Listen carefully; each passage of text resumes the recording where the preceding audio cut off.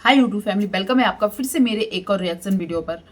जैसे कि मैंने कल अंशु के जो लाइव पर एक वीडियो बनाया था और मैंने बोला था कि बहुत सी चीज़ें ऐसी हैं जो शायद हमें नहीं दिखाई दे रही हैं या हम नहीं समझ पा रहे कि आखिर सच कौन बोल रहा है, झूठ कौन बोल रहा है। और बहुत सी ऑडियंस भी ऐसी है जो बहुत ही ज़्यादा असमंजस में है कि आखिर सच कौन बोल रहा है। पर कुछ बातें ऐसी हैं जो शायद हमें डाइजेस्ट नहीं होती हैं या हम सोचते हैं ऐसे कैसे हुआ, ऐसे कैसे कर लिए, या ये चीज़ उस टाइम ही ऐसे क्यों हुई थी।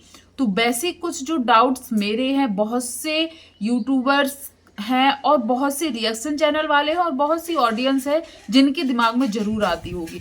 तो हो सकता है ये वीडियो थोड़ा सा 10-15 मिनट का हो जाए, पर ज़रूर आप लोग पूरा देखिएगा, क्योंकि जो बातें मेरे जहन में हैं आप लोगों से भी कई लोगों के मन में होंगी, वही चीज़ें हैं।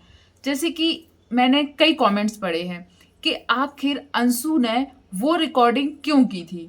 रिकॉर्डिंग से याद आया, राजवीर की लास्ट बात जो हुई थी उनकी अपनी मम्मी से, उस बात की रिकॉर्डिंग सामने आई थी। वैसे कल के वीडियो में अंशु ने उसको भी बताया कि क्यों की थी, फिर भी लोगों के लिए ये समझ में नहीं आ रहा है कि आखिर वही रिकॉर्डिंग क्यों, उसके आगे की रिकॉर्डिंग क्या थी, उसके पीछे की रिकॉर्डिंग क्या थी, ये सब क्यों नहीं। जिस रिकॉर्डिंग में राजवीर ये बोलते नजर आ रहे हैं कि वो अपने दोस्तों के साथ हैं, कोई चाचा जी की बेटी की शादी आदि है, उस घर में है, वो आ जाएंगे, ऐसे बोल रहे। और राजवीर की मम्मी बता रही हैं कि कहीं पर तार गिरे हुए हैं, तुम दूसरे रास्ते से आना। आखिर तार गिरे हुए हैं, ये बात राजवीर की माँ को किसने बोली और राजवीर को वो बात बताई, फिर राजवीर शायद दूसरे रास्ते से आए और फिर उनके साथ घटना हुई।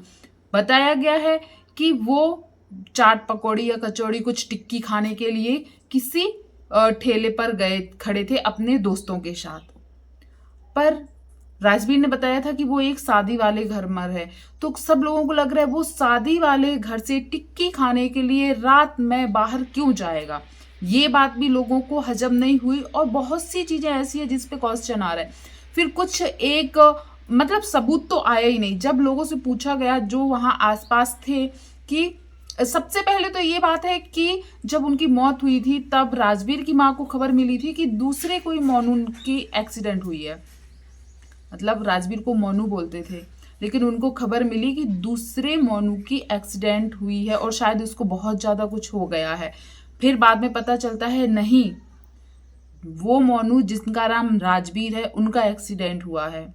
और एक्सीडेंट जिस कार से हुआ, जब पूछा गया कि वो कार कौन से कलर की थी, उसका नंबर क्या था या किस साइड गई, तो बताया जाए कि अरे कार को हम लोगों ने देख ही नहीं पाया, वो इतनी स्पीड से आई कि कार का नंबर क्या था, कार का कलर क्या था, कार में कौन थे, कितने लोग थे, कुछ भी नहीं देखा गया। और फिर सबसे बड़ी बात, लोगों को लग रहा है कि जब हॉस्पिटल ले जाया गया, राजवीर की मौत जब हुई थी, जब वो, उनकी बहन और राजवीर की माँ, ये तीनों गांव में थे। राजवीर के पापा गांव में नहीं थे, वो शिवपुरी में थे और सपना अपने बच्चों के साथ मायके में थी।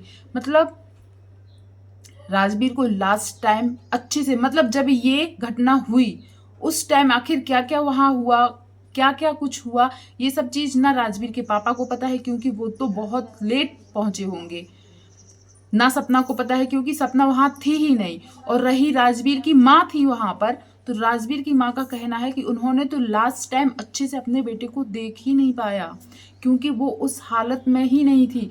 मान सकती हूँ कि अब जब अपने बेटे को कुछ हो जाए तो माँ आखिर उस हालत में हो ही कैसे सकती है।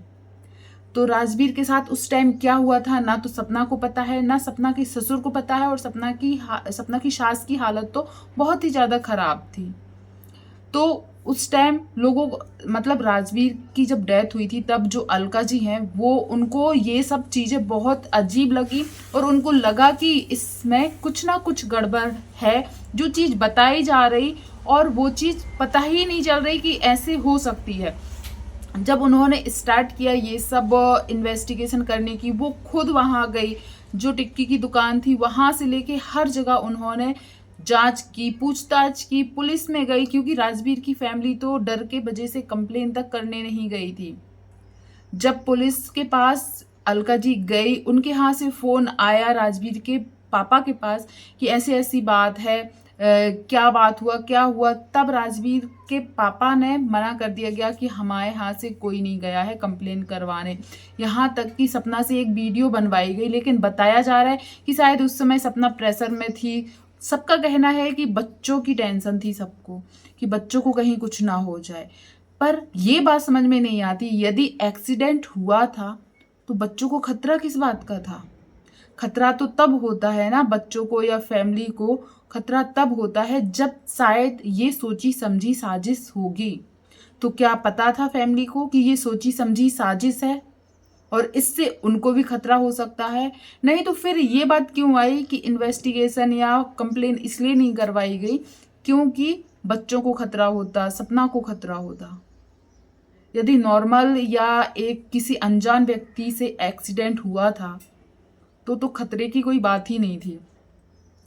फिर राजवीर की जब मौत हुई थी तब ऐसे कई लोग थे जिनको अभी भी लग रहा था कि राजवीर की मौत नहीं हुई है, ये सब फेक न्यूज़ है, किसी और की मौत हुई है, ये वो।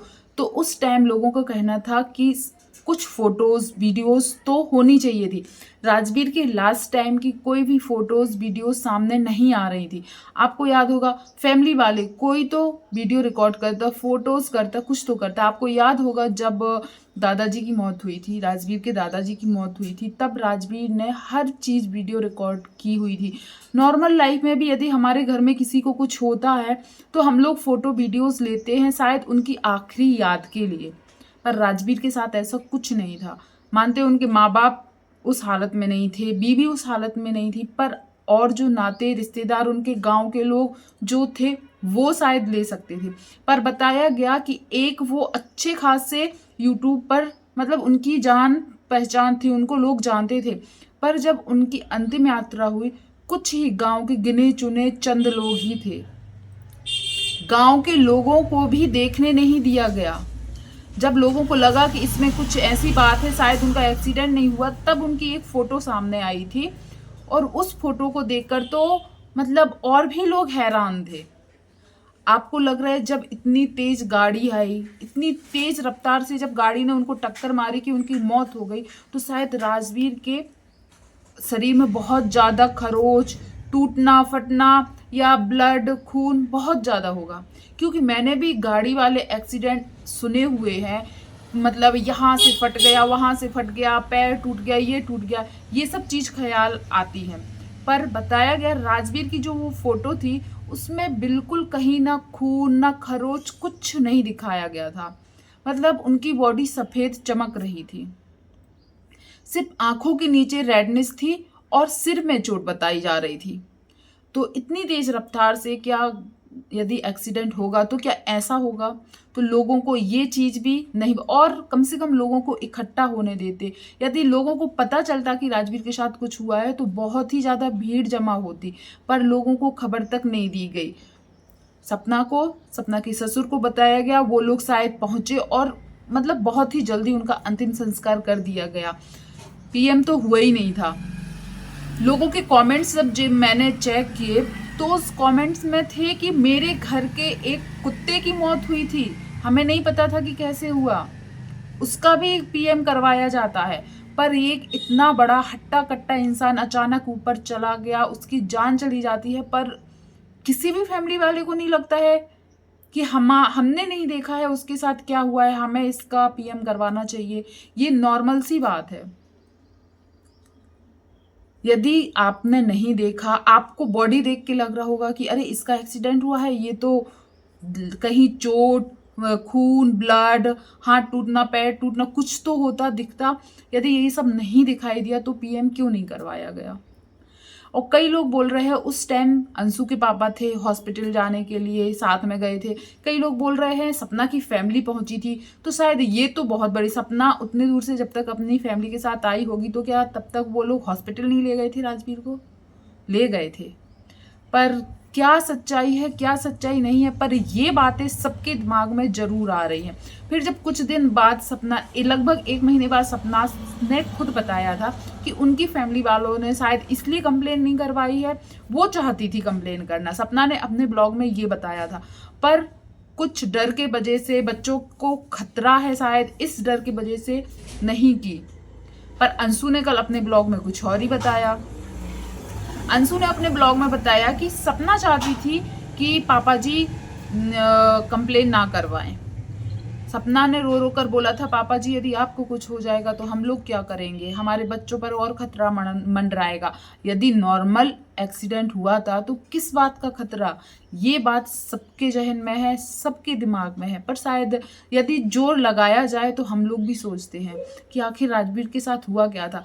एक बात तो ये है कि जो भी हुआ था शायद बहुत ज़्यादा लेट हो चुका है, 1 साल से ज़्यादा हो गया। 1 साल क्या, मई में 2 साल हो जाएंगे, 2 साल हो जाएंगे, बहुत लंबा गैप हो गया है। ये इन्वेस्टिगेशन अब शायद उतनी अच्छे से नहीं हो पाएगी क्योंकि 2 साल बहुत ज़्यादा होते हैं। कई ऐसी चीज़ें भूल जाते हैं, आंखों के सामने अब नहीं आ रही होंगी जो उस टाइम पर हुई होगी। अब ये केस जो अभी रीस्टार्ट करने की बात आ रही है, सपना अलका ये लोग करने जा रहे हैं, जो राजवीर के लिए सोचते हैं या चाहते हैं कि उनको इंसाफ मिले, तो वो लोग तो यही चाहेंगे कि ये केस जल्दी से अपनी रफ्तार पकड़े।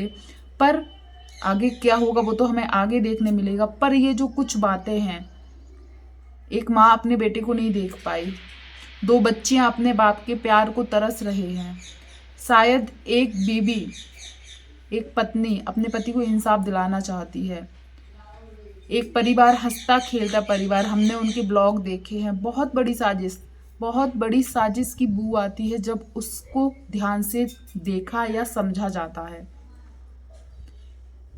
तो और अंशु ने एक बात और बताई है कि सपना ने एक बात हमेशा छुपाई है लोगों से कि एक्सीडेंट के 1 दिन पहले वो लोग सपना से मिलने के लिए गए थे, पर सपना ने ऐसा तो शायद नहीं बताया है। तो आप लोगों को क्या लगता है, क्या नहीं लगता, और जो भी हो, पर सपना यदि ये एक कदम उठाया है राजवीर को इंसाफ दिलाने का, इसमें शायद हम लोग सब साथ हैं। ये काम एक बहुत अच्छा है क्योंकि सपना के माँ बाप भी शायद कहीं ना कहीं चाहते होंगे कि राजवीर को इंसाफ मिले, उनकी आत्मा को शांति मिले। प्लीज़ आप लोग भी ज़रूर कमेंट कीजिएगा कि आपके दिमाग में क्या क्या बात आती है जब वो सब सोचते हैं। आपको क्या अंशु जो बोल रही है वो सच लगता है या सपना ने जो अभी तक बताया है वो सच है। और आगे देखते हैं आगे क्या होता है, मैं ज़रूर उस पर भी अपने रिएक्शन दूंगी। और जिसको भी ये वीडियो से कुछ भी ऐसा लग रहा है कि शायद गलत है कुछ, तो ज़रूर कमेंट कीजिएगा और आपको क्या लगता है वो भी बताइएगा। धन्यवाद जो भी यहाँ तक बना रहा। Thank you.